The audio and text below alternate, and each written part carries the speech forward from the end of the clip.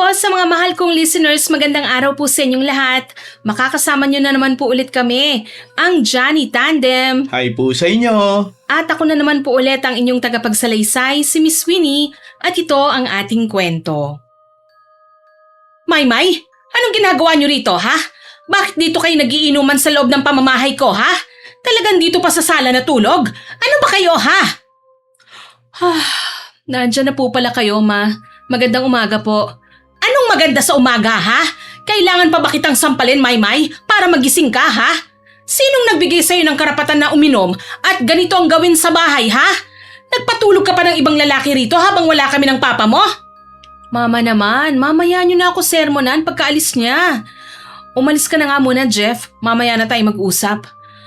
Ma naman, sisiraan niyo ho ba talaga ako sa kanya? Anong sinisiraan ka dyan? At sino ba kasi ang lalaking yon?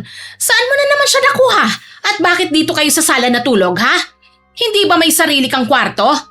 Uminom lang ho kami at nalasing kaya dito na po nakatulog. Hayaan niyo po, ako na magliligpit ng kalat ng mga ginamit namin. Tumahimik na lang po kayo at lalong sumasakit ang ulo ko eh. Mas sumasakit ang ulo ko sa'yo, Maymay.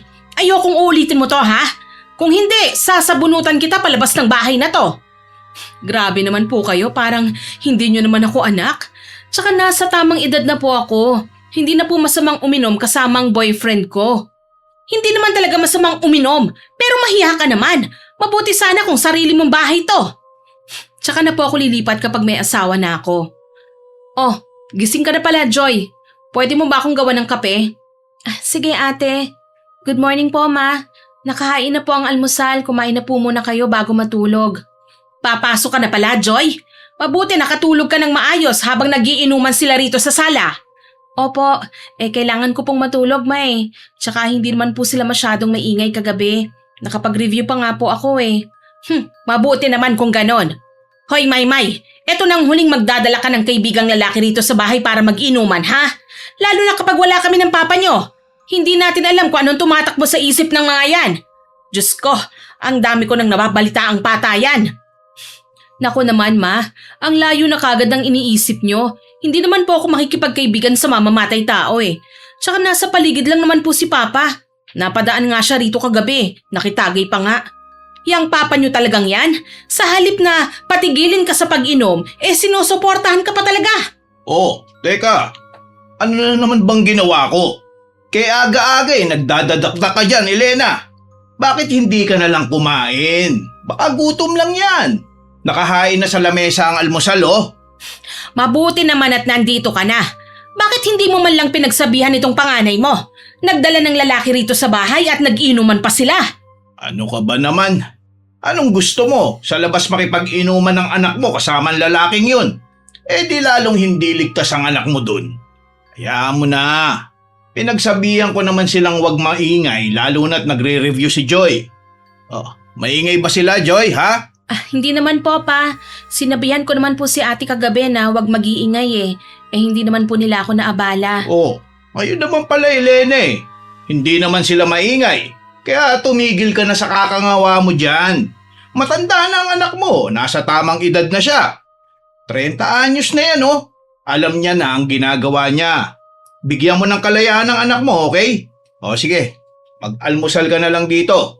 Halika na sa kusina. Oh, ito nga pala yung kinita ko sa pamamasada ng tricycle na magdamag. Ay nako, ewan ko ba sa katwiran mo, Miguel? Basta sa susunod, ayokong umiinom sila rito sa bahay, ha? Tsaka hindi maganda ang mga lalaki ang palaging kasama at kainuman mo, Maymay. Opo, ma. Kumain na po kayo at matulog na. Inaantok pa ako kaya mamaya na lang ako magkakape. Itutuloy ko na lang po muna ang pagtulog ko sa kwarto ko. Joy, wag mo na pala akong ipagtimpla ng kape, matutulog pa ako eh. Sige ate. Umalis na nun si Ate Maymay sa kusina at pumasok na sa kwarto niya. Mabuti na lang, hindi ko pa nailalagay ang kape at asukal sa mainit na tubig na nasa tasa. Bago ko po ipagpatuloy ito, gusto ko munang magpakilala. Magandang araw po sa inyong lahat na tagapakinig ng channel na ito at lalo na po sa inyo, Miss Winnie. Ako nga po pala si Joy Joy. College student po ako noong nangyari ang kwentong ibabahagi ko sa inyo. Ang kwentong ito ang nagbigay ng aral sa aming pamilya. Dalawa lang po kaming magkapatid. Nagtatrabaho si Mama bilang production operator habang si Papa naman isang tricycle driver. Sinasabayan po ni Papa ang schedule ni Mama sa trabaho. Namamasada lang po siya sa oras na wala si Mama sa bahay kasi hindi raw po siya sanay matulog nang wala si Mama eh. Hindi naman po pwede si Papa sa mabibigat na trabaho dahil sinusumpong na po siya ng rayuma. Kaya bumili si Mama ng tricycle para ipamasada niya. Dahil hawak ni Papa ang oras ng trabaho, naging tagahatid sundo na rin siya ni Mama sa trabaho. Ayaw naman po nila akong mag-working student dahil ang katwiran po nila, obligasyon nila ako hanggat hindi pa ako nakakapagtapos ng pag-aaral. Madalas naawa na po ako sa kanila. Mahal po kasi ang tuition fee na kailangan ko sa kursong kinuha ko eh. Akala po kasi nila magtutuloy-tuloy si Ate Maymay sa kanyang trabaho. Pero nagtrabaho lang siya ng 3 taon at tumigil na. Hindi po siya nakapag-ipon dahil inubos niya sa luho ang kanyang sahod. Nakapagbibigay man po siya kay Mama ng pera pero pambayad lang po yun sa kuryente. Kaya napilitan po ang magulang namin na sabay na magtrabaho. Plano po sana nila noon na tumigil na si Papa sa pagtatrabaho dahil madalas nang sumakit ang paa niya. Yun nga lang hindi pwede dahil hindi pa ako tapos sa pag-aaral. Alas 10 na ng gabi tapos na kaming kumain at nasa sarili na akong kwarto. Nagpalit na ng shift sa trabaho si Mama kaya naman kararating lang niya noon. Dahil sa ingay nila ay napasilip ako sa sala. Nakita kong nanggagalaiti sa galit si Mama at dinuduro pa niya si Ate. Aray ko naman po, Ma. Baka naman po maubos ang buhok ko niyan eh. Bitiwan niyo na nga po ako. Nakakahiya sa makakakita. Bukas na bukas po ang bintana ng bahay oh. Nahihiya ka sa makakakita na hinahablot ko ang buhok mo pero hindi ka nahihiyang makipaglandian sa mga lalaking adik na yon. Ma, Ate, ano po bang nangyayari? Teka lang po Ma, nasasaktan na po si Ate. Bitiwan niyo na po siya. Nakakaubos na ng pasensya ang ate mo. Akala mo hindi 30 anyos kong umasta. Ano ho bang ginawa ni Ate? Ano, Maymay? Wala ka ba talagang kahihiyan ha? Pati paninigarilyo ginagawa mo na rin ngayon. At doon pa sa kanto na tinatambayan ng mga adik? Wala ka na ba talagang delikadesang babae ka? Wala naman po akong ginagawang masama Naninigarilyo lang. Wala na kagad delikadesa. Nasa tamang edad na po ako, Ma. 30 anyos na po ako at hindi 18 anyos kaya hindi ko po maintindihan kung bakit nagagalit kayong makita akong naninigarilyo. Akala ko ba pwede ko nang gawin ang lahat kapag nakapagtapos na ako ng pag-aaral. Teka lang naman ate, mas mataas pa ang boses mo kay Mama eh. Pwede bang kumalma muna kayo? Isa ka pa, nagbibibida ka na naman. Hindi ka naman kasali sa usapan Bakit ka nakikialam dito? Huwag mo nga pagbalingan ng galit mo ang kapatid mo, Maymay. Ikaw ang kinakastigo ko rito, kaya huwag mong idamay si Joy Joy. Anong pinagsasasabi mong nasa tamang edad ka na? Oo nga at matanda ka na, pero nasa pamamahay pa rin kita. Walang masamang tumambay sa labas, pero hindi para sirain ang buhay mo. Babae ka pa rin pero mga lalaki ang kasama mong tumatambay sa kanto at mga adik pa talaga. Tuwang-tuwa ka pa habang binobola nila. Pakikisama lang po yun, Ma. Kailangan yun para hindi ako pagtripan ng mga yon. Pwede kang makitungo ng maayos sa kanila nang hindi ka sumasama sa ginagawa nila. Hoy, Miguel, hindi mo ba pagsasabihan ang anak mo, ha? Ganyan na lang ba palagi, ha? Mananahimik ka na lang ba talaga? Ano ba kasing gusto mo, Elena? Yung nandun sila sa labas o nandito sa loob ng bahay? Hindi na kasi alam ng anak mo saan lulugar sa'yo eh. Kaya lang naman siya naroon sa kanto kasi nga pinagsabihan mong huwag magsama ng kaibigan dito sa bahay, di ba? Hindi na bata ang anak natin. Hindi naman siya tanga para makisama sa mga taong magdadala sa kanya sa kapahamakan, di ba? Kaya hayaan mo na siya sa gusto niya. Isa pa, sabi-sabi lang yung mga adik ang mga lalaking yun. Hindi naman yun totoo. Hindi naman sila nahulihan ng pinagbabawal na gamot eh. May tattoo lang naman sila sa katawan. Kahit na, hindi pa rin magandang makita ang dalaga na kasama ang mga lalaki. At hindi ko rin gusto sila na kaibigan sila ng anak mo. Tapos, ganyan pang suot niya oh. Tignan mo nga, ang iksi ng shorts at kita ng dibdib niya sa damit niya. Inaakit mo ba ang mga lalaking yon, ha, Maymay? Wala naman po sigurong masama kung manlalaki o mangakit ako ng lalaki, Ma. Matanda na ho ako, kaya kailangan ko na ring lumande para makapag-asawa na ako. Total ayaw niyo na rin naman akong nandito, di ba? Akala mo naman ganun kadali ang magkaroon ng asawa, ha? Aalipinin ka lang ng mga lalaki kapag walang pakinabang sa'yo, lalo na't wala kang trabaho. Ang tamad mo ba sa gawaing bahay? Ano ba nangyayari sa'yo ha? Bakit ba ayaw mong mag-apply ng trabaho? Mas pinili mo pang bumarkada. Ma, pagod na ho ako eh. Pagkatapos ng graduation ko, nagtrabaho rin naman ako kagad ah. Sapat naman siguro yon. Tsaka 3 buwan pa lang ako nagpapahinga no? Pagpahingahin nyo naman muna ako. Hayaan nyo muna akong maging masaya bago magseryoso sa buhay. Eh di manatili ka rito sa bahay at magpahinga. Hindi yun 10:00 na ng gabi eh. Kasama mo pa kung sino-sinong lalaki. Ay, nako naman oh. Tama na yan. Nasa edad na ang anak mo. Kaya wag mo nang pagsabihan ng pagsabihan. Alam kong pagod ka sa trabaho, Elena. Halika na. Kumain na muna tayo para makapagpahinga ka na rin. Nakapaghapunan na po ako pero nandyan na po ang pagkain sa mesa. Mainit pa naman po yan, pa, ma. Tinakpan ko lang po muna bago ako pumasok sa kwarto. Pasensya na po kung hindi ako makakasabay sa inyo maghapunan ha. Maaga pa po kasi ang pasok ko bukas eh. Kaya matutulog na po ako. Anong oras na rin po kasi. O siya, sige na anak. Ako na ang bahalang magpakalma sa mama nyo. Pasensya ka na ha. Mukhang magsisimula kang matulog na may inang panay sigaw. Ayos lang naman po yun pa. Sanay na naman po ako eh. Ikaw rin, Maymay. Sige na, pumasok ka na sa kwarto mo. Inirapan ako ni ate bago ko pumasok sa kwarto sa hindi ko malamang dahilan. Sa totoo lang po, Miss Winnie, naaawa na rin po ako kay ate. Araw-araw na lang po kasi siyang binubungangaan ni mama. Sa pagkakaalam po kasi namin, meron siyang long-time boyfriend. Nang ibang bansa lang po yun kaya hindi dumadalaw sa bahay namin. Mula rin po noon, wala nang nababanggit si ate tungkol sa kanya. Wala rin po kaming personal contact sa kanya dahil hindi siya gusto ni Papa para kay ate. Bata pa lang po kasi si ate at nag-aaral ng high school noon nung ipinakilala niya sa amin ang boyfriend niya. Nang makapagtapos na po sila ng pag-aaral, 2 beses lang po kung pumunta sa bahay ang boyfriend niya. Bumibisita lang at hindi nagtatagal dahil sa trabaho niya kaya hindi rin po siya malapit sa amin. Kahit na ganoon palagi pa rin pong nagkukwento si ate tungkol sa kanya. Hanggang sa lumipas ang araw at hindi na po siya nagkukwento. Nakita na lang namin siya na iba na ang naghahatid at nakakasama ni ate sa mga gala niya. Doon na po nagsimulang magbunganga si mama sa kanya. Pero hindi pa rin po tumitigil si ate sa pagiging pasaway. Madaling araw ako gumising para mag-asikaso ng pagkain namin at sa paghahanda na rin po para pumasok. Nagulat ako nang makita ko si ate na lumabas ng bahay at sumakay sa isang motor na naghihintay sa gilid ng kalsada. Napailing na lang ako at hindi na siya pinakailaman pa. Nagpatuloy ako sa paghahanda ng pagkain sa kusina. Paalis na po ako noon nang magising sina mama at papa.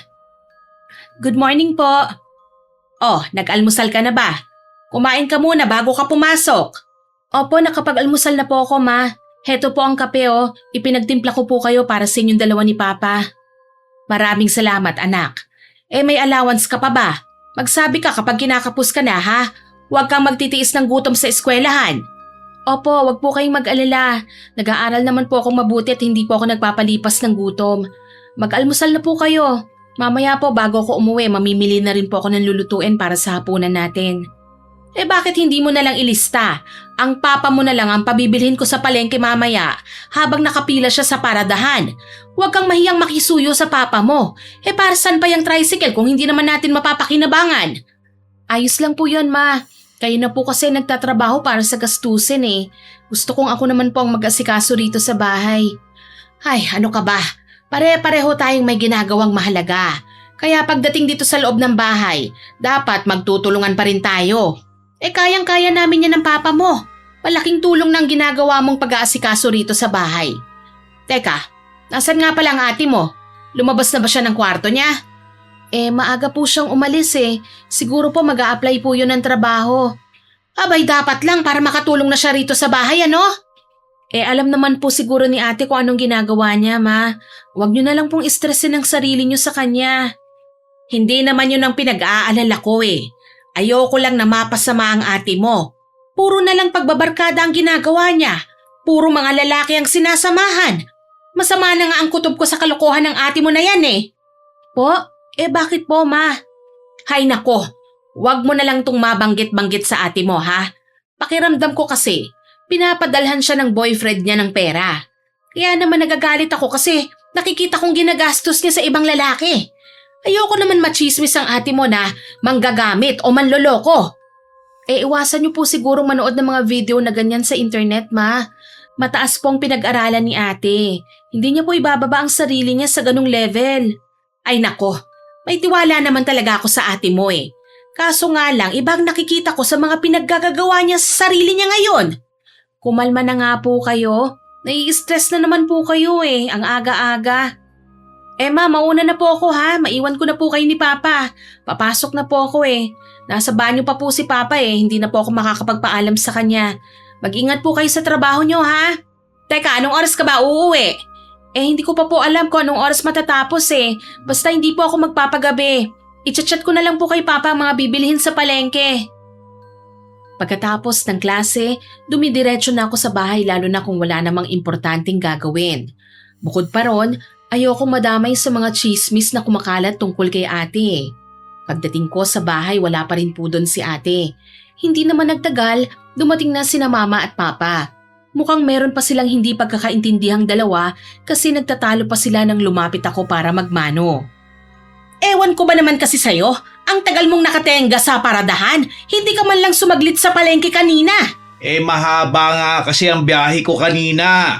May nagpahatid sa akin dun sa kabilang barangay. Pagbalik ko, oras na para sunduin ka eh. Ay naku, ewan ko sa'yo. Ayos lang po yon, ma. Wag na po kayong magtalo ni Papa. May mailuluto pa naman po ako rito eh. May mga delata rin po tayong stocks. Nasan nga pala ang ate mo? Hindi pa ba siya umuwi? Anong oras na oh? Wala pa po siya rito nang umuwi ako eh. Siguro po hindi pa po siya nakakauwi. Ay nako, sino pa kasi yung lalaking sumundo sa kanya kanina ha? Hindi ko nga po alam ma. Teka, kanino niyo po nalaman na may sumundo kay ate? Sinasabi ko naman sa'yo, mabilis ang chismis dito sa atin. Kahit pagtakpan mo ang ate mo Joy, malalaman ko dahil sa mga chismosa dito. Ang aga nga nilang magising eh. Akala mo mga tanod dito sa lugar natin. Daig pa akong magbantay sa mga totoong tanod.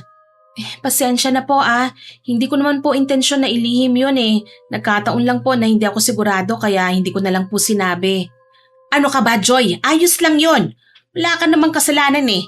Tsaka hayaan mo ng ate mo. Baka nga gusto na nun mag-asawa eh. Saka matanda na siya. Dapat na rin naman siyang lumagay sa tahimik eh. Kung hindi mo lang kinontra ang boyfriend niya dati, di sana baka nagsasama na sila ngayon. Panay kasi ang pagkontra mo nun kahit mag-boyfriend pa lang sila eh. Ugali mo na talagang manise no. Kapag may nakikita kang mali sa mga bata, ako kagad ang puntirya mo para sisihin. Malinaw naman ang usapan natin nun, di ba? Kailangan magtapos muna sila ng pag-aaral bago nila pasukin ang buhay pag-ibig. Kaya ngayong hindi na siya nag-aaral, hayaan mo na siya magkaroon ng mga kaibigan kahit 10 lalaki pa yun. Ayoko lang napapabalitang nang gagamit ang anak natin. Masyado ka kasing nagpapa-apekto sa mga chismosa eh. Kaya ganyan ka na eh. Anong ganyan ba ang sinasabi mo ha? Ganyan ka.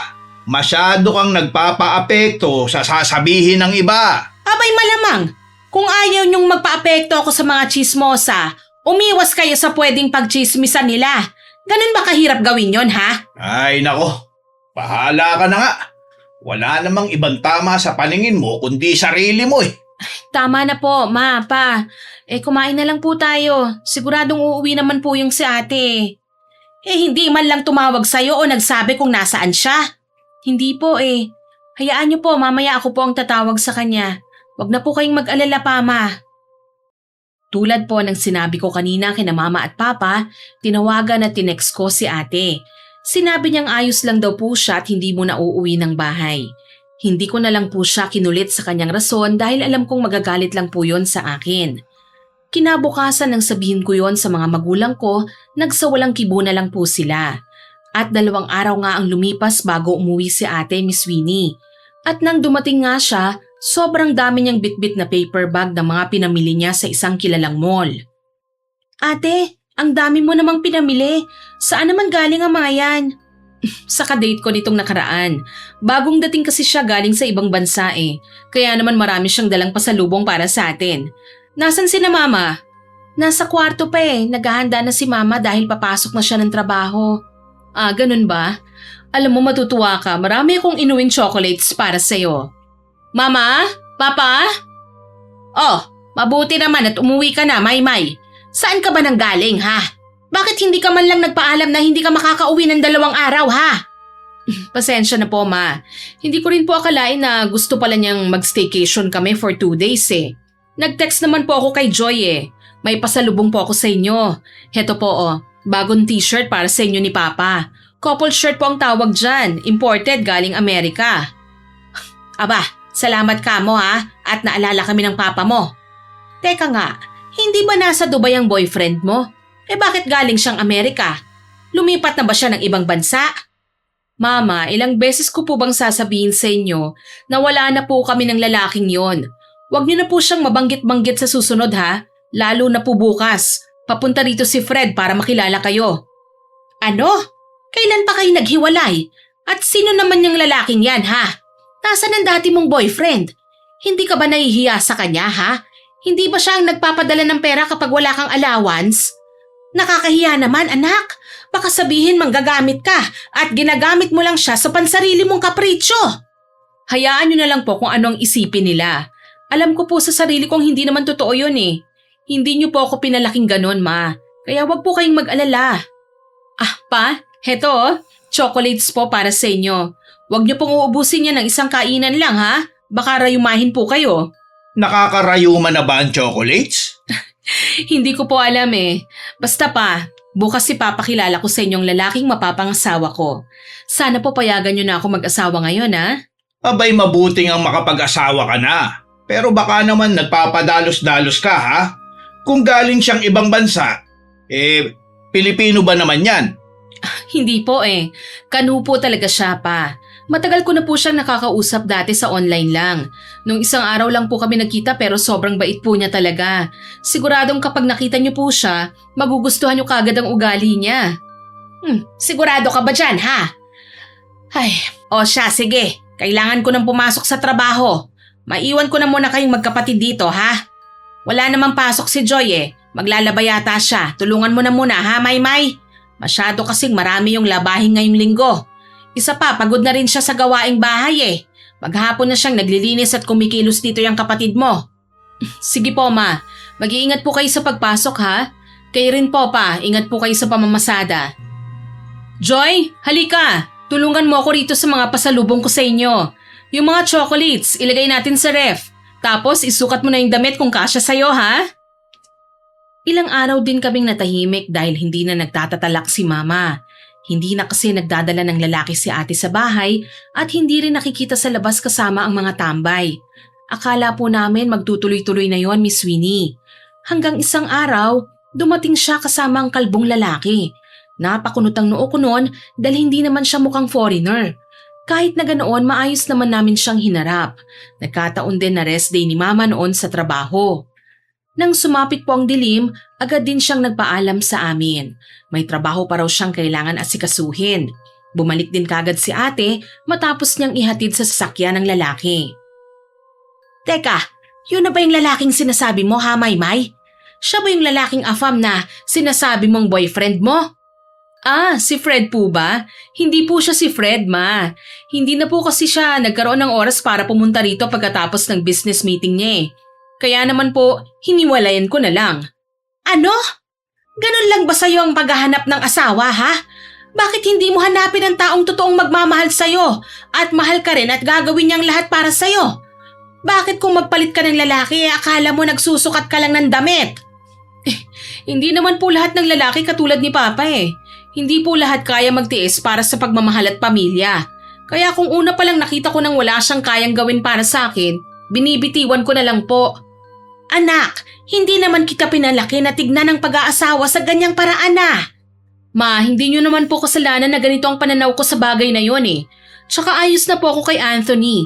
Matagal ko na rin po siyang nakakausap online. May plano na kagad siya para sa future namin. Ganong lalaki po ang gusto kong makasama. Gusto niya akong pakasalan at ayaw niyang magtabi kami bago pa kami ikasal. Totoo ba yan? Mukhang hindi naman eh.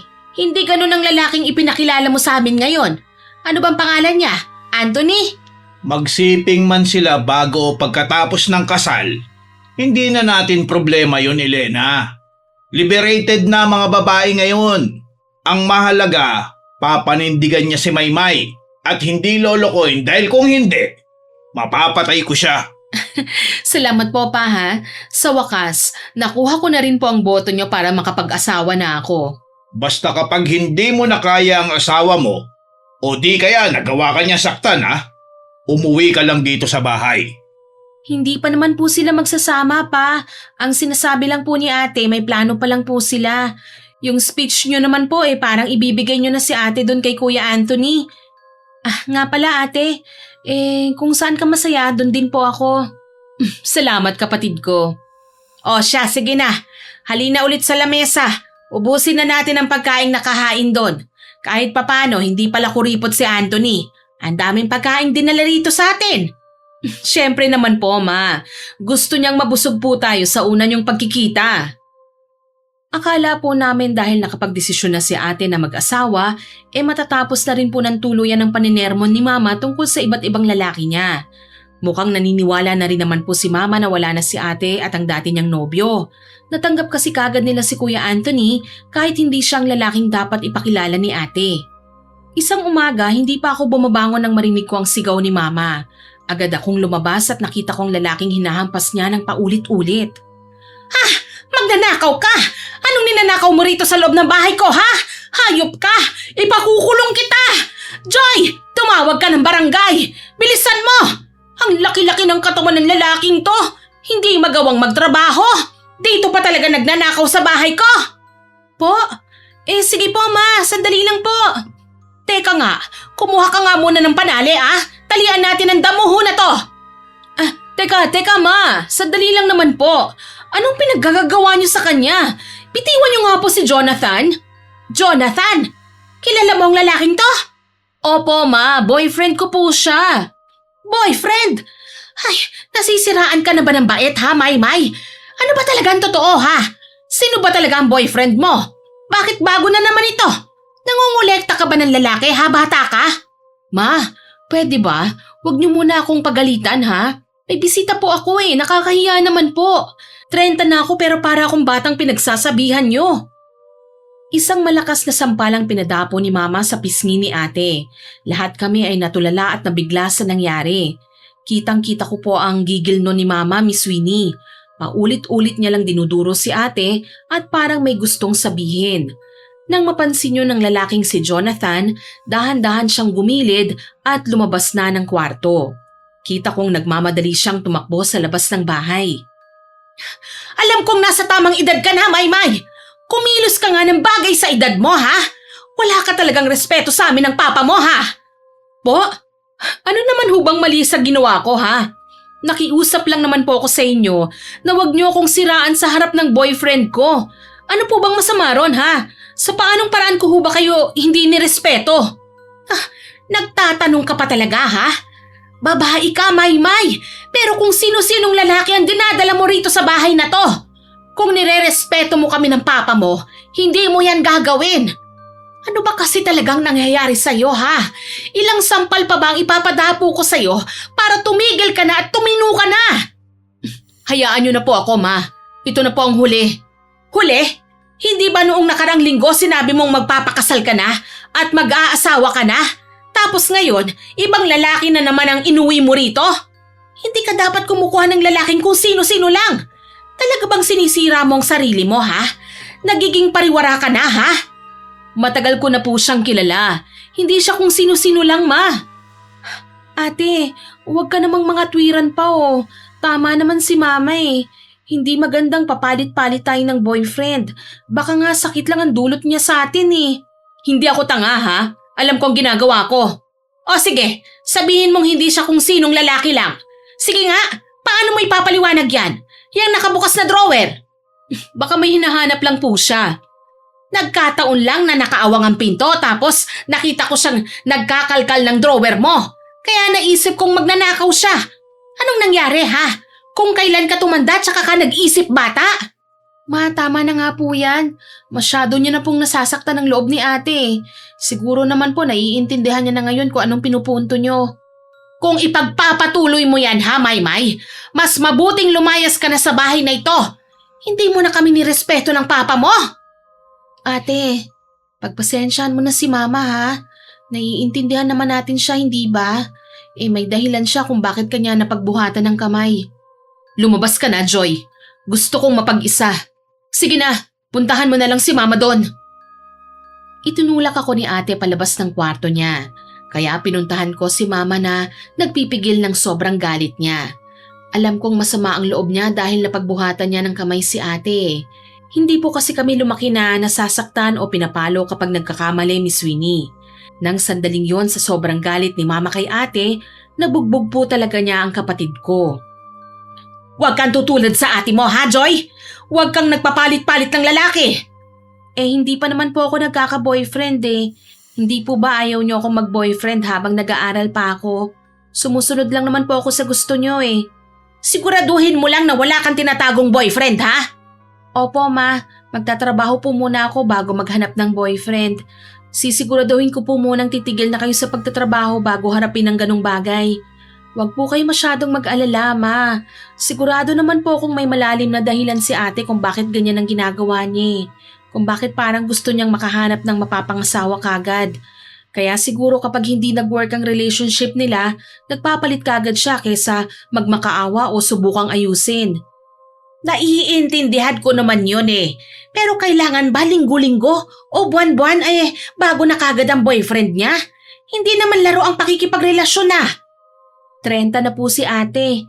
Baka napipressure na rin po siyang magkaanak kaya ganon, ma.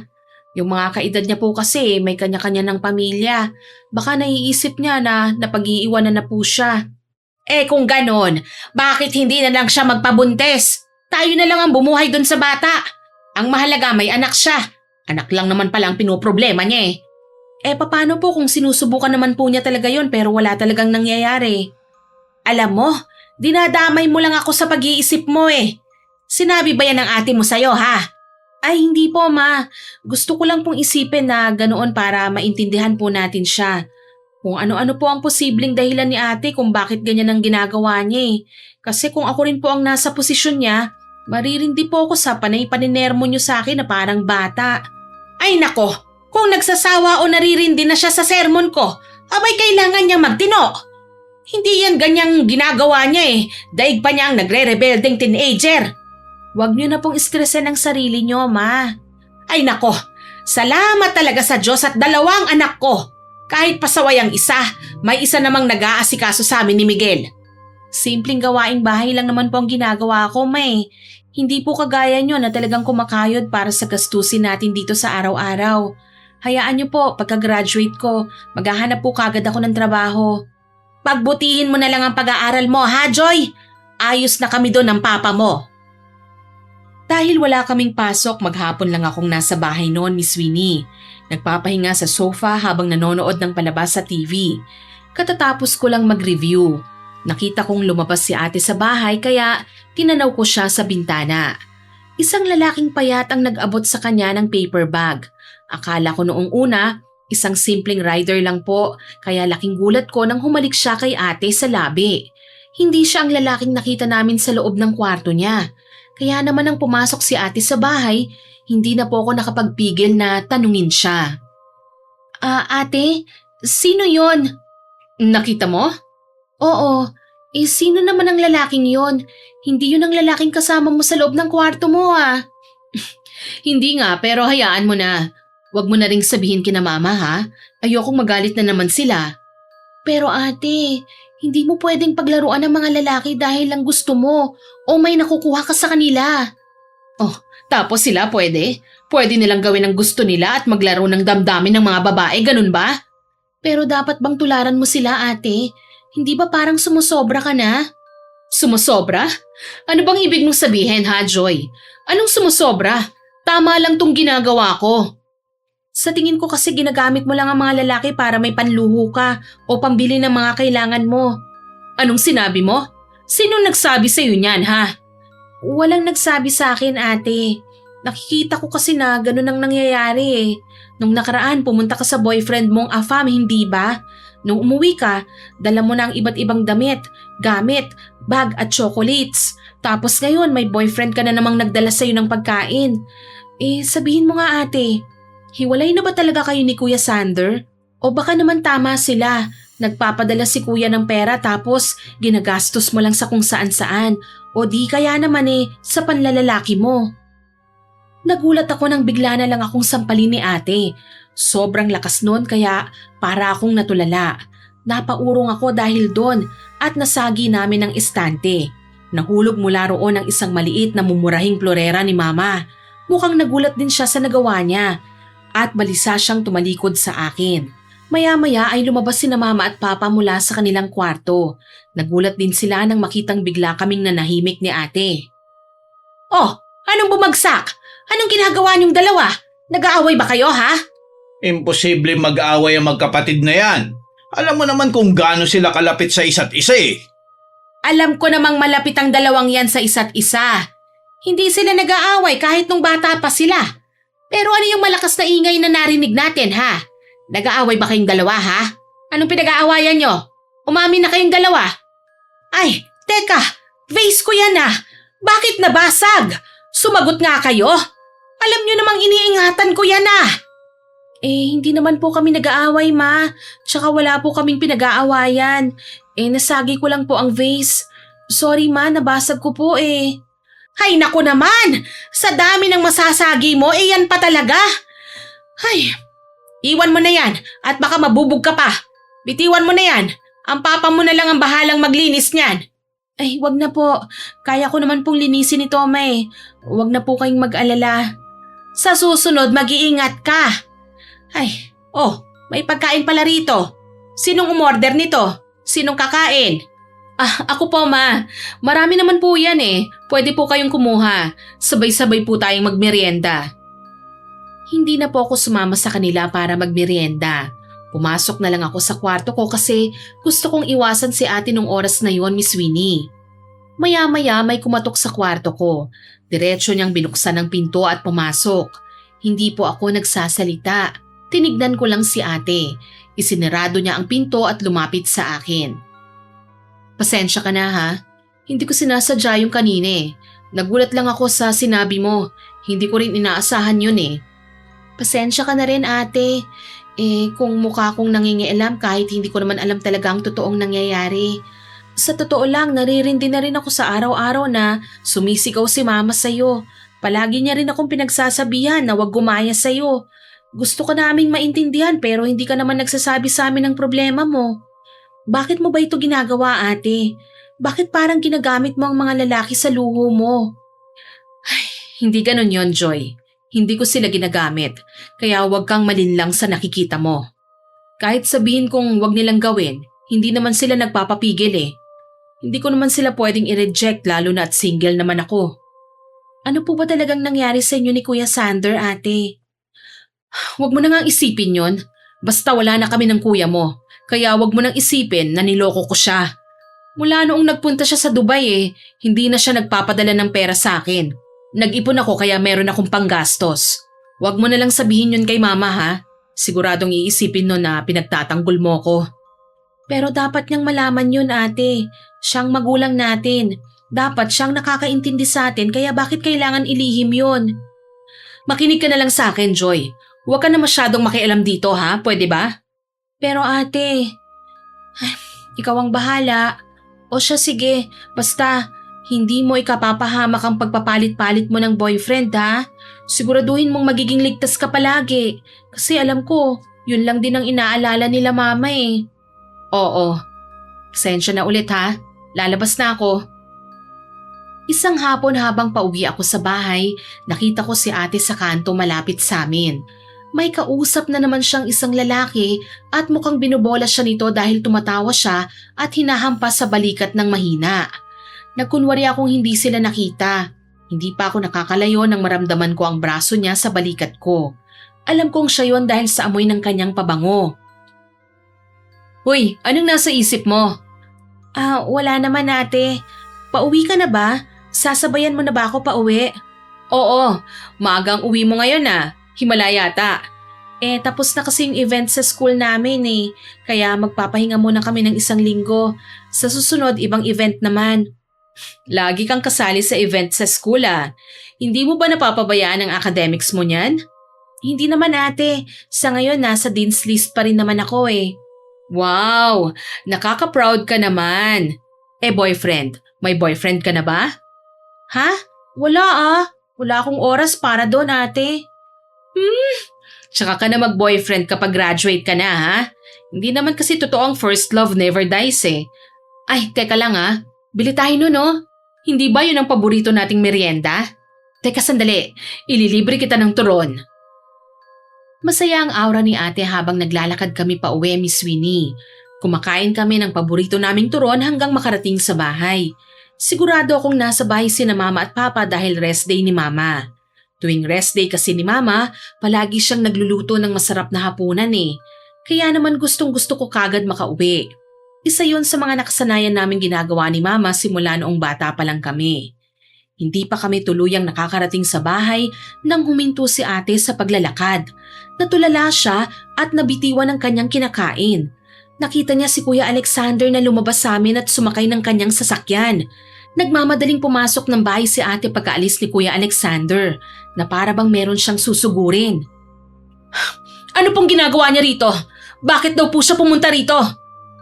Gusto ka raw niyang makausap ng maayos. May kailangan daw kayong pag-usapan, Maymay. Akala ko ba hiwalay na kayo? Bakit parang hinahabol ka pa niya? Di ka raw sumasagot sa tawag niya eh. Sa susunod, huwag niyo na po siyang kausapin pa. Hayaan niyo na lang po siya sa buhay niya. Hindi ko na siya kakausapin kahit kailan. Bakit ba? Ano bang meron? Anong nangyari sa inyong dalawa ha? Hayaan niyo na lang nga po kami. Malaki na po kami. Kaya na po namin to. Hindi lalapit sa amin si Alexander kung talagang kaya niyong ayusin ang problema niyo. Kaya siya lumapit dahil kailangan niya ng tulong. Ay, ano ba kasing nagawa niya para magkaganyan ka ha, anak? O baka natutuwa ka na iba-ibang lalaking nakakasiping mo ha? Hindi ka ba nagsasawang kumilala ng iba't ibang lalaki ha? Hindi ma, mas gugustuhin ko pang kumilala ng 10 lalaki sa isang araw kaysa magpakaloyal sa isang lalaking walang bayag. Ano? Teka, parang naiintindihan ko na. Umalis siya ng bansa nang hindi ka pinapakasalan, ganun ba? Kaya naman nagkakaganyan ka kasi pakiramdam mo hindi ka pinanindigan. Tama ba ako? Hindi po yun ganun ma. Hindi niyo po ako maiintindihan kaya hayaan niyo na lang po kami. Paano ka nga namin maiintindihan kung hindi mo sinasabi sa amin ang problema mo? Ano ba kasi ang totoong nangyayari ha? Bakit ba inililihim mo pa ang katotohanan? Dahil manloloko po siya, ma. Ayokong magbago ang tingin niyo sa kanya kaya hindi na lang ako nagsasalita. Ayos lang sa akin na masama ang tingin niyo sa akin, pero hindi sa kanya. Kasi kahit ganyan siya, mahal na mahal ko pa rin po siya. Ha? Sa paanong paraan ka ba niya niloko, ha? Paano mo nasabi yan? At bakit ka umiiyak? Magtapat ka kasi sa amin, anak. 10 taon na po kaming magkarelasyon simula nung college hanggang sa makapagtrabaho. Wala naman pong problema sa akin kung magtrabaho siya sa malayo eh. Dahil alam kong para sa aming dalawa yon, sa kinabukasan namin. Yun nga lang may hindi ako alam. Akala ko para sa future namin yon. Pero para pala yun sa bagong buhay na inilabas niya rito sa mundo. Ano bang sinasabi mo? Na nakabuntis siya? Opo, Mama. Nagtiwala ako sa kanya pero nagawa niya akong lokohin. Anak naman ng pating, oo. Anong kapal ng mukha niya para pumunta rito kung ginagago ka naman pala niya? Kaya nga po ayokong sabihin sa inyo eh. Kasi ganyan ang magiging reaksyon niyo. Ayokong sugurin niyo siya o sumama ang loob niyo sa kanya. Lalo na at pauwi na siya rito sa bansa. Hindi ko lang akalain na dito siya didiretso. Sino ang babaeng nabuntis niya? Hayaan na lang po natin sila. Kahit magalit po tayo, wala rin naman po tayong magagawa eh. Kaya hayaan niyo na lang po ako. Ayos lang naman po ako eh. Matagal na po yun at nakamove on na rin po ako. Ang mahalaga, alam ko na po na hindi siyang lalaking para sa akin. Hindi na siya dapat bumalik pa rito, ha? Wala siyang karapatang saktan at lokohin ang anak kong inalagaan ko ng buong buhay ko! Ayos lang po ako, ma. Hindi niyo na po kailangan mag-alala pa.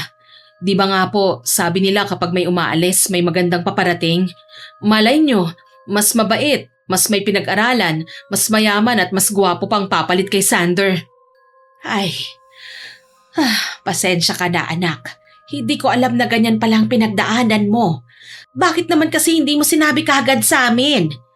Ayos naman po ako eh, kaya hindi nyo na kailangan mag-alala para sa akin. Hindi ayos yon ha, Maymay? Kung alam ko lang na ganun ang ginawa niya sa'yo, sana mas inintindi kita. Mas nadamayan kita at hindi mo kailangan ng iba't ibang lalaki. Hindi sana ako nagsumbong sa kanya. Po? Nagsumbong? Ano pong sinabi niyo sa kanya? Ewan ko ba dyan sa nanay mo? Sa sobrang kadaldalan, nagsumbong kay Alexander. Sinabi niyang marami ka raw naging boyfriend simula nang umalis siya rito. Ano po? Bakit niyo naman po sinabi yon, Ma? Oo na, kasalanan ko na naman yon. Hindi ko naman kasi alam ang nangyari sa inyo eh. Humingi pa ako ng tawad sa kanya dahil sa ginawa mo. Siya naman pala dapat ang humingi ng tawad. Siya pala ang dapat lumuhod para patawarin natin. Hayaan niyo na po. Ang mahalaga ngayon, alam niyo na ang totoo. Masyado na po ako napagod kanina. Matutulog na po ako, Ma. Pero hindi ka pa naghahapunan, anak. Nagmerienda po kami kanina ni Joy. Ayos na po yon. Lalabas na lang po ako mamaya para kumain kapag nagutom po ako. Hindi ako nakapagsalita. Nakikinig lang po ako at iniintindi ang sitwasyon, Miss Winnie. Gusto ko pong lapitan si ate para yakapin pero hindi ko magawa. Kitang-kita ko rin kung paano nalungkot at nakonsensya si Mama dahil sa mga sinabi at nagawa niya. Habang kumakain kami ng hapunan, walang ganas si Mama at talagang natutulala. Huwag niyo na pong isipin yon, Ma. Paanong hindi ko iisipin? Ang sama kong ina. Hindi ko man lang naramdaman na may dinadalang bigat sa dibdib ang anak ko. Hindi ko man lang alam na niloko siya ng lalaking gustong-gusto ko para sa kanya. At alam kong mahal na mahal din niya ang lalaking yon. Wala naman po sa atin ang may gusto sa nangyari, May. Kung natanggap na po ni ate, hindi po ba dapat tanggapin na lang din natin yon?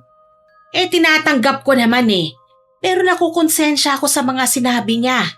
Alam kong tama na pinagsasabihan ko siya dahil sa panlalalaki niya. Sumusobra na kasi siya eh. Hindi ba tama naman ako, Joy? Mali naman na maging palikera siya matapos niyang masaktan sa boyfriend niya. Opo naman po, Ma. Mali naman po na ganun ang gawin ni ate. Pinagsabihan niyo lang naman siya ng tama dahil wala po kayong alam sa pinagdadaanan niya. Huwag na po kayong makonsensya. Bakit po, Ma? Kapag po ba nag-uuwi na naman si ate ng lalaki niya rito, hahayaan niyo na lang po ba siya? Ano bang klaseng tanong yan, ha, Joy? Pasaway ka na rin, ha? Purutin ko yung singit mo eh. Gusto ko magkaroon ng boyfriend ang ate mo. Pero ayoko naman na kung sino-sino lang. Daig pa niya ang playgirl sa inaasta niya eh. Gusto ko siyang makapangasawa ng disente, may marangal na trabaho, at yung hindi siya lolokohin. Kahit hindi po ba mayaman o gwapo? Pag-iisipan ko, no? Maganda naman kasi ang lahi niyong magkapatid, ano? Ayoko namang mahaluan tayo ng mukhang hipon lang. Si Mama talaga, oh. Ano yun, tapon ulo? Ay nako, yan na naman ang pinag-uusapan nyo. Galing sa matinding pakikipaghiwalay si Maymay, kaya hindi siya dapat magkaroon kagad ng karelasyon. Hayaan nyo muna siyang makalimot. Sa tingin ko naman po madaling makamove on si ate. Malakas po siya, no? Ganon niyo po kami pinalaki eh. Kaya wag na po kayong mag-alala dyan. Siguro mas maganda nga pong wag na lang natin kausapin si Kuya Alexander. Kita ko po yung panginginig ng kamay ni ate kanina nang makita siya eh. Oo na, sasabihan ko lahat ng kasamaan ko sa Toda na kapag nakita nila ang lalaking yun, sasabihin nila sa akin para akong kakausap sa kanya. Para hindi na siya makalapit sa kapatid mo. Kalma lang po kayo pa ha. Baka bigla nyo naman po siyang suntukin. Huwag nyo na lang po siya siguro kausapin o pansinin. At huwag po kayong gumawa ng bagay na ikasasama ng loob ni ate. Rinig nyo naman po ang sinabi ni ate, di ba? Mahal pa rin po niya si Kuya Alexander. Ay nako! Lintik na pagmamahal yan! Apektado kaming lahat nang malaman namin ang totoo. Mas naiintindihan din namin kung anong dahilan kung bakit tumigil sa trabaho si ate. Yun nga lang, hindi ko maintindihan kung bakit kumakapit pa rin siya sa mga lalaki, gayong niloko na nga siya ng lalaking minahal niya. Hating gabi noon, nagising ako dahil gusto kong magbanyo. Paglabas ko ng kwarto, narinig ko ang mahinang hagik-gikan. Nagmumula yun sa labas ng bahay. Kaya naman agad akong lumabas, nakita ko si ate sa labas ng bahay kasama ang isang lalaki at sobrang dikit ng kanilang katawan sa isa't isa. Ate? Oh, Joy, ikaw pala. Gising ka pa. Bakit hindi ka pa natutulog? Nagising lang ako para magbanyo. Anong oras na oh? Bakit nandyan pa kayo sa labas? Hindi ako makatulog kaya pinuntahan niya ako. Tumatambay lang kami rito sa labas. Sige na, pumasok ka na sa loob at bumalik ka na sa pagtulog mo. Masyado kayong maingay Baka marinig kayo nila mama. Oo na, sige na. Hihinaan ko ang boses ko. Pumasok ka na doon. Dito na kayo sa loob tumambay. Baka makita pa kayo ni mama dyan sa labas, mas magagalit yon. Oo na, papasok na rin kami. Hindi na rin naman kami magtatagal dito Alam ko namang nagsisinungaling lang si ate. Alam kong hindi siya papasok pero hinayaan ko na lang. Pumasok ako sa kwarto at muling natulog ni Sweeney. Paggising ko, bigla akong nanibago. Kaya naman dahan-dahan akong nagbukas ng kwarto. Himala kasing hindi nagtatatalak si mama. Abala lang siya sa kusina sa pag-aasikaso ng sarili para bago pumasok sa trabaho. Nakita ko naman si Papa na abala ring nagdidilig ng halaman sa gilid ng bahay namin. Hindi na kami nagkaroon ng oras para magkwentuhan pa. Ganito ang normal na buhay namin kapag sabay-sabay kaming may pasok sa trabaho at sa eskwelahan, Miss Winnie. Lalo na nung kasabay pa naming nagtatrabaho si ate. Pagsapit ng hapon, maaga akong nakauwi galing sa eskwelahan. Nagpahinga muna ako sa sofa bago mag-asikaso ng hapunan nang marinig ko ang boses ni Mama na sumisigaw. Hoy! Yang mga bunganga nyo ha! Tigilan nyo ang paggawa ng chismis sa anak ko! Hindi nyo alam kung anong pinagdaanan niya! Hindi siya ang nagloko! 1 taon na talaga ang anak ng lalaking yon! Nakabuntis siya bago pa siya umalis ng bansa! Alamin nyo muna ang totoo kung ayaw nyong asinan ko yung mga bunganga nyo! Uy ma, ano po bang nangyayari? Bakit nyo na naman po sila sinisigawan? Nasan po ba si Papa? Hindi niya po ba kayo sinundo ngayon? Ay, nakaka-high blood ang mga chismosang yan. Pinag-uusapan ba naman nila na kabit daw ang ate mo? Ano po? Hindi naman po siguro papatulan ni ate ang mga lalaking may sabit. Kaya nga nakakairita Hindi ko pinalaki ang ate mo na para lang maging kabitan Hayaan niyo na po sila. Chismis lang po kasi ang inaatupag nila buong maghapon. Wala naman po silang alam sa atin Halina po kayo, pumasok na po kayo sa loob, ma. Ma? Joy? Anong ginagawa niyo dyan sa labas ng bahay? Ay, ate, nandito ka na pala. Kauuwi lang namin ikaw ba? San ka galing, ate? Nag-date lang kami nitong kasama ko. Paggabi na kasi kaya umuwi na rin kami. Ma, Joy, manliligaw ko nga po pala si Jeffrey. Jeffrey, siya si Mama. Siya naman si Joy, ang nag-iisa kong kapatid. Hi, Joy. Hello sa'yo. Bumati naman sa amin ni Mama ang lalaking nagngangalang Jeffrey na manliligaw daw ni ate. Hindi rin siya nagtagal at magalang na nagpaalam din sa amin. Tumangulang naman kami at kumaway para magpaalam din sa kanya. Pagpasok namin sa loob ng bahay, nanatiling tahimik po si Mama. Mukhang napansin naman yun ni ate kaya naman nagsalita na siya.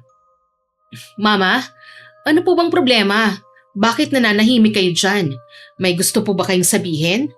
Wala naman pong masama kung meron man kayong komento sa lalaking kasama ko kanina wala naman akong problema sa lalaking kasama mo. Masaya nga ako dahil nanliligaw pa lang siya nang ipakilala mo Siyempre naman po. Yun din po kasi ang gusto niya Pero bakit po parang hindi kayo natutuwa? Joy, ano bang problema ni Mama? Hindi ko alam ate. Hindi pa naman kami nag-uusap ni Mama Nakita ko lang siya dyan sa labas ng bahay. Papasok pa lang kami nang makita mo kanina. Ma, ano po bang problema? Wala. Nag-aalala lang ako sa papa niyo Hanggang ngayon hindi pa umuuwi. Oo nga pala ma. Hindi ka ba sinundo ni Papa? Sinundo naman niya ako at ihahatid sana rito pero kulangan toda ron sa pilahan. Kaya naman naglakad na lang ako rito para makapagbiyahe pa siya. Yun naman po pala Mamaya lang po siguradong nandyan na po si Papa bago tayo kumain ng hapunan. Alam ko pong iniiwasan lang ni Mama na makapagsalita tungkol sa naging chismisan sa labas. Alam ko pong ayaw lang niyang masaktan si ate o may masabi siyang masasakit tungkol doon. Kinabukasan habang pauwi ako, napadaan po ako sa isang kantong merong nagsisisigaw na babae. Nung una, hindi ko po yun pinansin hanggang nakita ko si ate na siya ang sinisigawan at pilit inaabot ng babaeng nagsisisigaw. May isang lalaking umaawat sa kanila at pumapagitna. Agad ko namang hinila si ate palayo roon habang yung lalaking umaawat naman pumigil dun sa babaeng yun na gustong habulin si ate. Ate, ano yon? Bakit nasangkot ka ba sa isang palengkerang babae? Hindi ko alam na may kinakasama palang lalaking yon. Nakakainis, nakalmot tuloy ako oh. Sino bang lalaking yon? Nakilala ko lang sa inuman. Tumabi lang sa akin tapos nakuhanan kami ng picture. Tapos naipost ng tropa namin kaya ayun, pinaghinalaan na naman akong kabit. Ano? Bakit magkasama nga kayo? Niyaya lang naman kami ng tropa. Sabi kasi nila meron daw session. Tapos nagulat ako nang makita siya na nandun din. Ilang oras pa lang kaming magkatabi nang biglang may humila ng buhok ko at sinabi niyang malandi raw ako at mga agaw. Galit na galit nga siya eh. Kasalanan ko ba kung losyang siyang tignan kaya ayaw na sa kanya ng kinakasama niya? Naku, masasaktan na naman si mama kapag nalaman niya ito ate. Lalo na't may mga kalmot ka oh. Mukhang meron din dyan sa pisngi mo oh. Ang haba na ng pamumula oh. Huwag mo na lang sabihin kay mama ha. Magdadahilan na lang ako sa kanya mamaya. Ay naku ate, bakit ka kasi tumatabi sa lalaki may nanliligaw na sa'yo? Nanliligaw pa lang naman siya eh. Kaya bakit naman ako magiging loyal sa kanya? Yun ngang may mga karelasyon hindi loyal sa isa't isa eh. Ako pa kaya? Single ako, tandaan mo yan. Hindi ko isasara ang pinto ko para lang sa isang manliligaw. Ay naku ate, ang ganda-ganda mo kasi eh. Ayan tuloy, ang daming lalaking nagkakandara pa sa'yo. Binola mo pa ako. Pero ang totoo, walang lalaki ang kaya akong panindigan. Ano ka ba ate? Siguro hindi mo palang natatagpuan ang para sa'yo talaga. Kaya wag ka na muna sigurong magmadali. 13 ako, Joy. Hindi na ako bata. Mahihirapan na akong mga anak kung hindi pa ako mag-aasawa sa lalong madaling panahon. Pero kung totoong pagmamahal yon, hindi ka dapat nagmamadali, hindi ba? Ay nako, oo na nga lang. Halika na, umuwi na tayo. Gusto kong linisin yung kalmot ng babaeng yun eh. Baka mamaya may rabies pa siya. Hindi mo ba siya gustong ipabarangay ate? Ha? Kung gusto mong malinis ang pangalan mo, mas magandang magpabarangay tayo. Imposible kasing hindi yan makakarating kay mama eh. Siguradong madaming tsismosa ang pagchichismisan ka na naman. Ano? Teka lang, anong chismis bang nalaman ni mama? Ha? Wala akong alam pero yun ang alam kong palaging iniiwasan ni mama. Ang maging topic tayo ng mga marites. Kaya halika na, magpaliwanag tayo sa barangay para meron tayong record. Tutal sariwa pa yung kalmot niya sa'yo oh. Malinaw na ebidensya na hindi ka nanlaban at bigla ka na lang niyang sinugod kahit wala kang ginagawang masama. Ay, hayaan mo na. May tama ako ng alak eh. Siguradong hindi ako paniniwalaan ng barangay. Halika na, umuwi na lang tayo para makatulog na rin ako. Gusto ko lang pong malinis ang pangalan ni ate para hindi na mag-alala pa si mama. Sigurado kasing magiging usapan kami ng mga chismosa pero hindi ko naman mapipilit si ate sa gusto niya eh. Pagdating po namin sa bahay wala pa roon si mama at papa. Pumasok na lang kami ni ate sa kanya-kanya naming kwarto. Pagkatapos magbihis, lumabas na rin po ako kagad. Habang si ate naman katatapos lang maligo. Nakabihis siya at mukhang may lakad na naman. Oh, saan ang punta mo ate? Meron pala akong date ngayon. Puntahan ko lang sandali ah. Yung manliligaw mo ba? Hindi yung nakilala mo ha. Ibang manliligaw na naman. Pero sinabi kong sandali lang ako. Sabi ko marami pa kasi akong gagawin eh.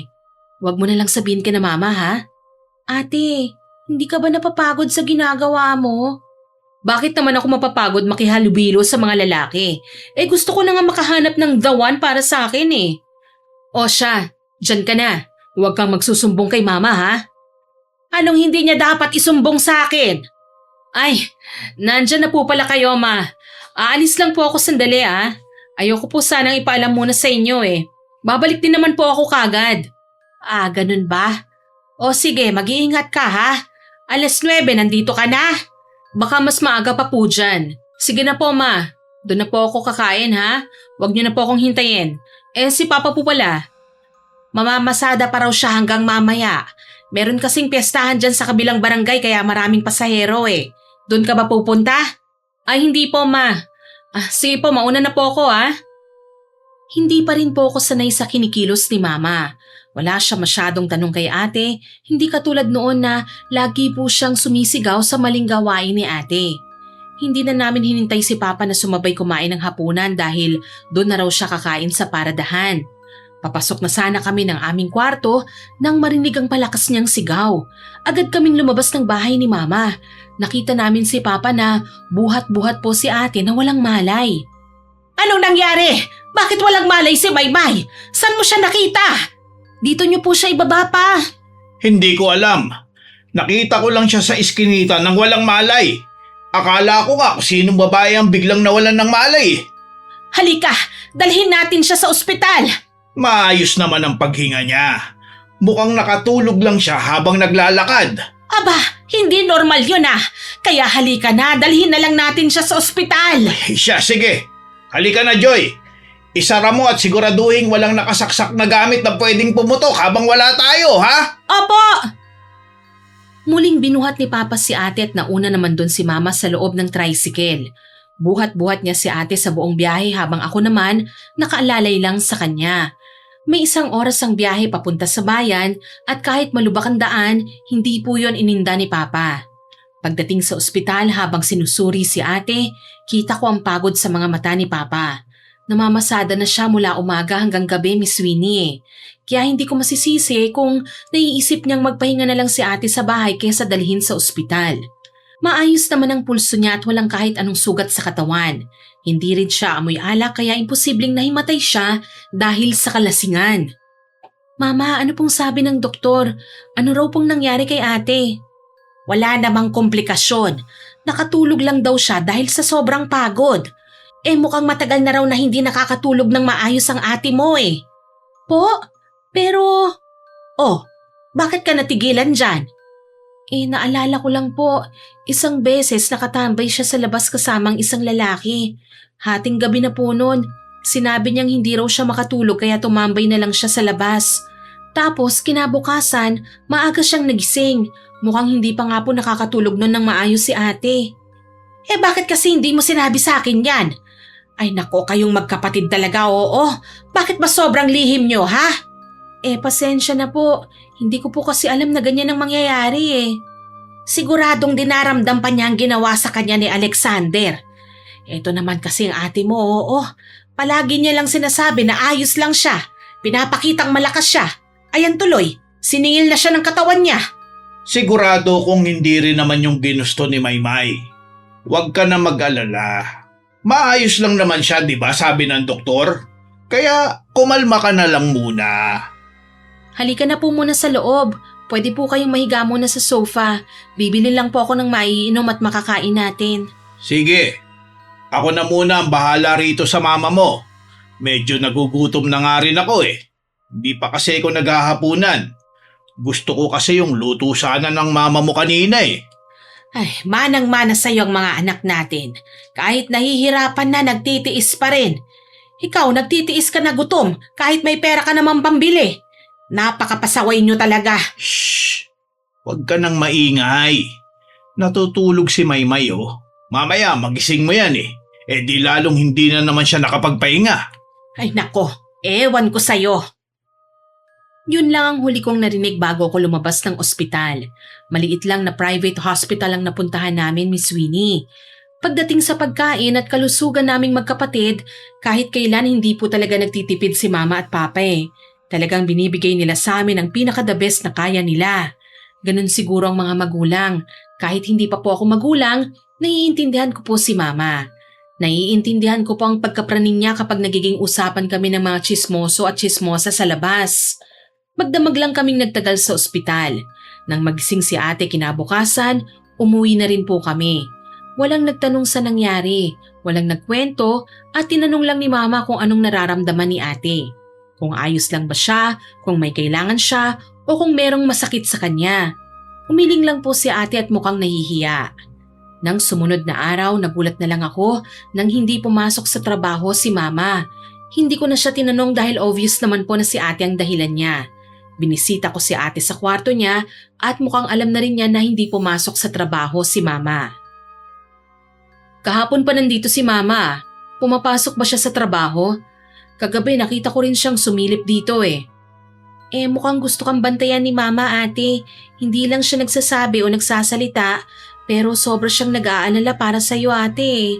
Pakiramdam ko kapag tinanong mo siya, tutulo na lang ang luha niya habang nagsasalita. Pakiramdam ko nga rin kaya nahiya akong magtanong eh. Bakit kasi hindi ka nalang magsabi sa amin? Bakit hindi ka humingi ng tulong? Bakit sinusolo mo na parang wala kang pamilya ate? Sigurado akong sinisisi ni mamang sarili niya dahil wala siyang alam sa nangyayari sa'yo. Pero hindi niya kasalanan yon. Paano mo sasabihin yan sa isang ina na sobrang pagmamahal sa'yo? Ano bang gusto mong gawin ko? Di magpagaling ka at tuminungo ka ate. Panay kasi ang paglalakwatsa mo kasama ang mga iba't ibang lalaki. Ayan tuloy, siningil ka na ng katawan mo. Parang ikaw yung ate sa ating dalawa kung pagsabihan mo ko ah. Ikaw naman ate, para kang teenager na nagre-rebelde. Ang tanda mo na nang ma-heartbroken ka, hindi mo pa rin kayang lagpasan. First time ko kayang ma-heartbroken. Alam mo namang si Alexander ang first love ko, hindi ba? Hindi ko alam paano harapin yung sakit eh. Para akong talunan. Pakiramdam ko pinagtatawanan ako ng lahat dahil ang bilis kong nauto. Niloko nila ako. Masama ba ako kung isipin kong hindi lang basta paghihiwalay ang dahilan kung bakit ka nagkakaganyan? Ha ate? Sabihin na nating naghiwalay kayo at nakabuntis siya. Dapat bang sirain mo ang buhay mo ha? Dapat ba maghiganti ka sa pakikipagrelasyon sa iba't ibang lalaki? Ikaw naman, masyado mo lang pinapahirapan ang sarili mo sa pag-iisip. Yun lang ang dahilan nun, totoo yun. Bumukas ang pinto at nakita ko si mama. Dala niya ang gamot na nireseta ng doktor kay ate, Miss Winnie.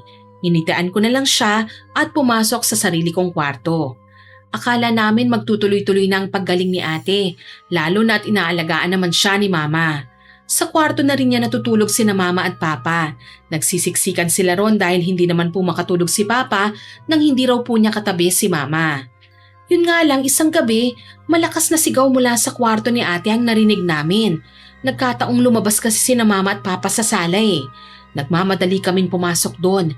Nakita namin si ate na namimilipit sa sobrang sakit ng ulo. Kapag hinahawakan namin, tila ba lalong sumasakit yun. Kaya hindi na namin alam ang gagawin. Gusto namin siyang dalhin sa ospital pero hindi nga namin po siya mahawakan eh. Mahigit 20 minuto ang tinagal ng pagsisisigaw at pagdaing ni ate sa sakit bago siya tumigil. Agad siyang dinala ni mama at papa sa ospital. Hindi na ako sumama dahil meron akong exam kinabukasan. Pag uwi ko naman ng hapong yon, naabutan ko silang kauuwi lang mula sa ospital. Kumusta po si ate? Mano po pa? Mano po ma? Ayos lang po ba siya? Kaawaan ka ng Diyos. Ay nako, ang ate mo. Wala naman daw sakit sabi ng doktor. Kailangan lang daw magpahinga pero hindi ba isang linggo nang nagpapahinga ang kapatid mo? Kung yun po ang sabi ng doktor, di sundin na lang po natin.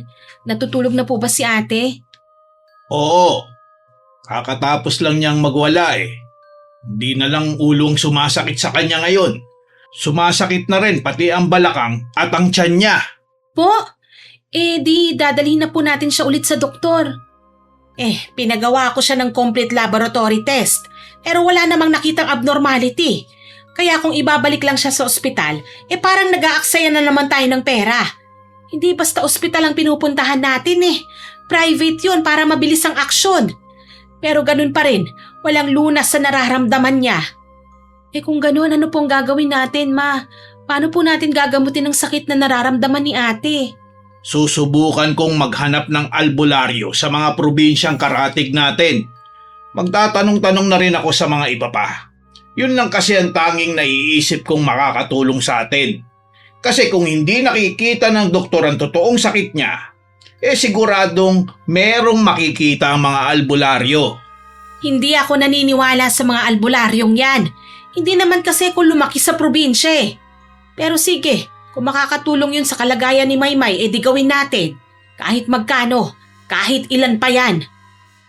Hindi ko po alam kung anong sasabihin ko kina Mama at Papa, Miss Winnie. Hindi galing sa mayamang pamilya si Mama pero hindi siya katulad ni Papa na lumaki sa malayong probinsya.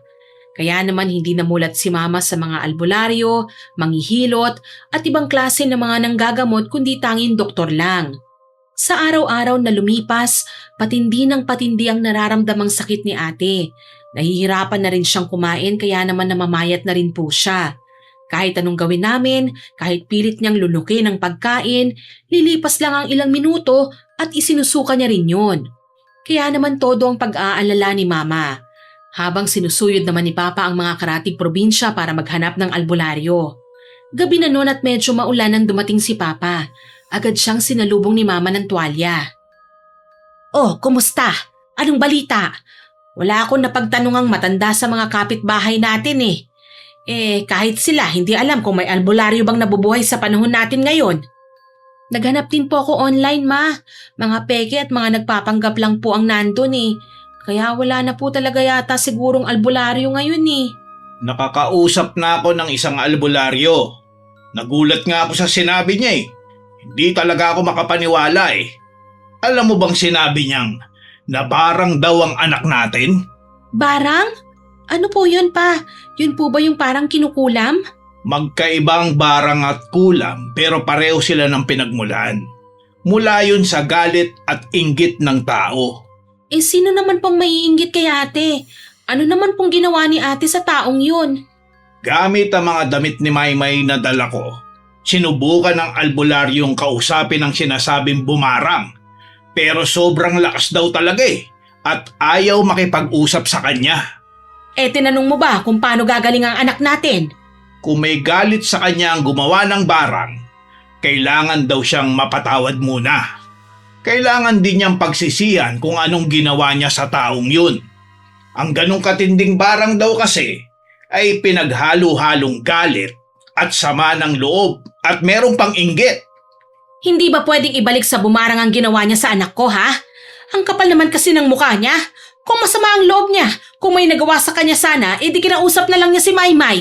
Sigurado namang hihingi siya ng tawad kung nakasakit ng ibang tao ang anak mo eh. Hindi ko pinalaking masamang tao ang mga anak natin, ha? Ma, kumalma lang po kayo. Hindi nga po tayo sigurado kung totoo yun eh. Hindi rin po natin kilala ang albularyong yun. Sino naman po kasi ang gagawa nun kay ate? Hindi malayo yun, lalo na't maraming lalaki ang ate mo. Posible po kayang isa sa mga lalaki ni ate ang gumawa nun sa kanya? Kung ganon, pwede po natin silang makausap. Iisa-isahin ko po sila. Hihingi ako ng tawad sa kanila para kay ate. Hindi ganon yun, Joy. Kung hindi naman ikaw ang nagkamali, bakit ikaw ang kailangang humingi ng tawad? Kailangan ni Maymay na matuto sa kanyang mga pagkakamali. Ay Diyos ko, bilang ina, saan ba talaga ako nagkulang? Bakit humantong sa ganito ang lahat? Paano kung hindi niya na matutunang humingi ng tawad? Paano kung magmatigas pa rin siya? Hindi naman po ganun si ate, Mama. Sigurado akong makakapag-isip-isip naman po yon. Sigurado akong alam po ni ate ang tama at makakabuti sa kanya. Kakausapin na lang po natin siya at ipaaalam kung ano po ang nalaman natin tungkol sa nararamdaman niya. Pumasok po kami sa kwarto ni ate Miss Winnie. Gising na siya at nakasilip sa labas ng bintana. Umayos po siya ng upo nang makita niya kami. Ngumiti lang ako sa kanya habang si Mama naman po naupo rin sa tabi niya. Sobrang layo na talaga ng katawan ni ate sa dati niyang pangangatawan. Nangingitim na rin ang balat niya at sobrang putla na ng kanyang mukha na para bang wala ng dugo. Anak, wag mo sana itong didibdibin. Gusto ko lang malaman kung siniseryoso mo ba ang mga lalaking nakakarelasyon mo. Minahal mo ba talaga sila o ginamit mo lang para makalimutan ang sakit na ginawa ni Alexander? Ay, tungkol po ba saan ito, Ma? Bakit po ba natin sila pinag-uusapan? Gusto ko lang malaman kung lahat ba talaga sila minahal ka at minahal mo rin ba sila? Naiintindihan ko po ang tanong dahil malinaw naman po Pero anong dahilan at bakit kailangan nating pag-usapan yan? Sa mga lalaking yun ba, anak? May nagalit sa'yo ng sobra? Ano po, Pa? Gusto ko talagang maintindihan Nakabuntis lang ba talaga si Alexander kaya ka nagkakaganyan? Kaya nagawa mong sirain ang buhay mo? Hindi ko po sinasadya pa. Ayun na nga eh. Hindi mo sinasadya. Pero bakit? Anong dahilan mo, anak? Gusto ka namin maintindihan eh kung bakit ka umabot sa ganito. Kung bakit may posibleng bumarang sa'yo. Ano po? Bumarang? Meron pong bumarang sa akin? Paano niyo naman po nasabi yan? At saka uso pa ba yan? Bakit ba hindi mo na lang kami diretsahin, ha? Ano ba talaga nangyari, anak? Pa, bata pa lang po ako. Insecure na po talaga ako sa itsura ko. Madaming lumalait sa akin dahil hindi ako kasing ganda ni Mama at ni Joy. Nagmana raw po ako sa inyo, pa. Yung ganitong mukha. Ako raw po ang babaeng version nyo at hindi po yun bagay. Abay, hindi naman ako ganun kapangit, ah. Bakit ayaw mo kong maging kamukha? Habang lumalaki po ako, mas lalong lumalaki ang insecurities ko. Dahil mas nakikita ko po ang physical appearance ko sa inyo eh. Hindi ka pangit, ate. Nagkataon lang na hindi tayo magkapareho ng ganda. Pero magkapatid tayo kaya bakit hindi? Yun yung tanong ko eh. Bakit ganon? Hindi naman sa naiinggit ako sa'yo. Hindi rin ako nagagalit. At mas lalong hindi ko ginustong ikaw na lang sana yung nasa posisyon ko. Yung napapansin ng bigote ko, ang mahahabang balahibo sa binti ko, yung balikat ko na parang lalaki. Pakiramdam ko hindi ako babae. Kaya nung dumating si Alexander, hindi ko na kinailangan ng approval ng iba.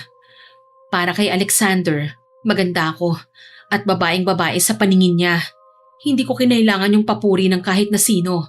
Naranasan ko po lahat yon kay Alexander. Siya yung naging buhay ko, ma. Ah, anak. Masama po ba yon? Masama po bang gawin ko yon? Masama po bang mahalin ko yung taong nagmamahal sa akin? Kaya nung naghiwalay kami, nabuntis niya yung pinakamagandang babae na katrabaho niya. Doon bumalik ang lahat ng sama ng loob ko. Lahat ng insecurity sa katawan ko. Yung atensyon na binigay niya sa akin, ma. Hinanap-hanap ko po yun at hindi ko nakuha yun sa mga lalaking nakasama ko. Bakit hindi ka nagsabi sa amin, ate? Para ano? Para kaawaan niyo ko? Para ibigay niyo yung atensyon? Yung papuri na peke lang naman para sumaya ko? Hindi ko gusto yon. Yung mga lalaking yun lang ang nakapagbibigay sa akin ng ganong kasiyahan. Ng validation na kinasanayan ko kay Alexander. Kaya kapag umaayaw sila, pinapalitan ko na kagad sila. Ayoko ng pakiramdam na kinakawawa ka eh. Ayoko ng pakiramdam na nag-iisa ako, ma. Anak, makinig ka. Naiintindihan ko ang nararamdaman mo. Ipapatingin kita sa espesyalista. Gagastos ako ng kahit magkano matignan ka lang nila. Pagpapagamot tayo. Okay ba yun sa'yo, ha? Bukas na bukas din, babalik tayo sa ospital. Sa ngayon, may gusto kaming malaman na isang bagay. Po? Posible kasing nasaktan mo ang isang tao. Taong minahal ka pero nagawa mong saktan. Baka isa sa mga boyfriend mo ang nagbitiw ng barang para magkaganyan ka. Naniniwala po ba talaga kayo ron? May barang po ba talaga? Pasensya ka na pero oo, anak. Naniniwala kami ng mama mo kaya pumunta kami sa isang albularyo para patignan ang damit mo. Malakas kasi ang amoy ng mga nabarang eh. Kung ganun po, ano po bang dapat kong gawin? Maaalis po bang barang na yun sa akin kung pupunta ako ng albularyo? Hindi, ate. Alam kong hindi yun madali para sa'yo. Alam kong mahihirapan ka pero pwede bang humingi ka ng tawad sa kanila? Yung totoong paghingi ng tawad at pagsisisi. Yun lang ba? Madali lang yun. Nagawa ko na yun kagabi. Tinawagan ko silang lahat at humingi ng tawad. Sa tuwing nahihirapan akong huminga, iniisip kong karmang nararamdaman ko. Sabi ko nga dapat lang to sa akin. Itong mamatay na ako dahil sa ginawa ko sa kanila. Pinagsabay-sabay ko sila at ginamit para lang matakpan ang insecurities ko. Talaga, ate? Ginawa mo na yon? Oo. Ma, pa, pasensya na po Pasensya na po talaga kung naging pasaway ako. Kung palagi po kayong nagagalit at nag-aalala sa ginagawa ko. Kung mamatay man po ako ngayon dahil sa barang na sinasabi nyo, tatanggapin ko po yon. Karma ko po yon, ma. Ano ka ba, anak? Huwag kang magsalita ng ganyan. Sigurado akong gagaling ka. Kung kailangan araw-araw tayong humingi ng tawad, gagawin natin. Mabawi lang niya ang barang na iginawad niya sa'yo. Napuno ng iyakan at paghingi ng tawad ang kwarto ni ate hanggang makatulog siya. Kinabukasan, dinala siya sa psychiatrist ni Mama Miss Winnie. Doon namin nalaman na dumadaan pala si ate sa isang matinding depression. Tinatawag din ng ibang external validation. Humahanap ng approval sa iba para takpan ng mga insecurities. Madaming session ang naganap bago umayos naman ang mental health ni ate. Hindi na rin siya bumalik sa albularyo dahil nakausap namin ang mga lalaking naging karelasyon niya at nagamit sa pansariling intensyon. Nagkaayos naman silang lahat ni ate at wala nang may sama ng loob pa sa kanya. Nalaman din namin na talagang matinding breakup ang namagitan sa kanila ni Alexander bago magpalit si ate ng boyfriend. Wala namang umamin na bumarang kay ate sa mga naging lalaki niya pero kitang-kita ang pagbabago sa katawan niya. Sa ngayon po maayos na po si ate. Nagtatrabaho na rin po siya at balak nang bumuo ng sariling pamilya dahil nakakita na rin po siya ng tunay na nagmamahal sa kanya. Tungkol naman po kay Kuya Alexander, bumalik pa rin po siya para humingi ng tawad at nagkapatawaran na rin po silang dalawa ni ate. Mahalaga po talaga ang pagpapatawad para gumaan ang buhay at para makapagsimulang muli ng panibagong buhay na limot ang pait at sakit ng nakaraan. Maraming salamat po sa pag-eere ng aming kwento. Lubos na gumagalang, Joy. Sana po nagustuhan niyo ang kwentong ibinahagi namin sa inyo ngayon. Pero hindi po matatapos ang upload namin nang walang shoutout sa masusugid nating listeners. Siyempre, Shoutout po kay Camila Zamora, kay Valerie Casilag, sa Iambic Pactimo Garments, kay Winnie Charmy Rose, at kay Annoyed Cells na nag-comment po sa Nanggugulang na Basurero upload. Ang sabi po niya, "Hello po Miss Winnie, palagi po akong nag-aabang ng new upload videos ninyo. Kasi ang galing-galing niyo po magkwento. Pati boses ang ganda rin po. Iba rin kasi ang impact kapag maganda ang boses at magaling magdala ng kwento eh. Pasensya na po kung may bad comments po ako. Pero hindi po sa inyo yon. Doon po sa sender. Hehehe. More uploads po ng mga kwento, Miss Winnie. God bless po sa inyo." Naku, thank you so much po sa comment po ninyong yan. Huwag po kayong mag-alala. Bad or good comments po yan, engagement pa rin po yan para sa amin. Yes. Alam po namin nakinig kayo at nakatutok sa mga kwento namin. Tama. Kaya wala po sa amin yon. Mas natututo pa nga po kami kapag may mga criticism kaming natatanggap mula sa inyo. At syempre, nakakataba naman po ng puso ang mga komento ninyo at papuri. Kaya maraming salamat po. Thank you po. Thank you rin po sa lahat ng mga nakinig at nagkomento sa mga nauna naming upload. Abangan nyo pa po sana mga susunod naming stories at huwag kalilimutang mag-subscribe, mag-like, mag-share at mag-comment sa mga stories namin. Para po mabilis nyong makita kung may bago kaming upload, pindutin nyo lang po ang notification bell para lagi kayong updated at notified. Aasahan ko pa rin po ang inyong suporta ha, para patuloy na lumaki ang ating pamilya.